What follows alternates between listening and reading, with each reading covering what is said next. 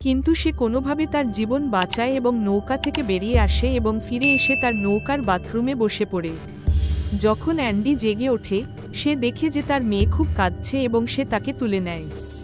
এখন সে দেখে যে নৌকায় রক্ত ছড়িয়ে আছে, আর সে বাথরুমের দিকে যাচ্ছে আর তার স্ত্রীকেও কোথাও দেখা যাচ্ছে না। সে বাথরুমের ভেতরে দেখতে পায় যে তার স্ত্রী আহত এবং একটি জম্বি তাকে কামড়েছে।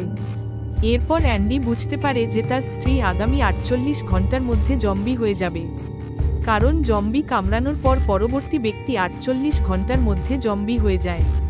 তবুও অ্যান্ডি আশাবাদী ছিল যে সে তার স্ত্রীকে বাঁচাতে পারবে, তাই সে তার ছোট মেয়ে এবং স্ত্রীকে নিয়ে মাটিতে নেমে আসে, যাতে সে যত তাড়াতাড়ি সম্ভব নিকটতম হাসপাতালে পৌঁছাতে পারে।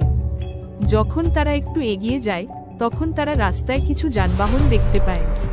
তারপর অ্যান্ডি দেখেন যে সেখানে একটি গাড়ি পার্ক করা আছে। এখন অ্যান্ডি গাড়ির কাছে যায় এবং দেখে যে এতে কোনো জ্বালানি নেই, তাই সে তাতে জ্বালানি ঢালতে শুরু করে। তারপর একটি জম্বি সেখানে আসে, কিন্তু অ্যান্ডি সঠিক সময়ে তাকে দেখতে পায় এবং সে গাড়ির ভেতরে বসে সেখান থেকে পালিয়ে যায়।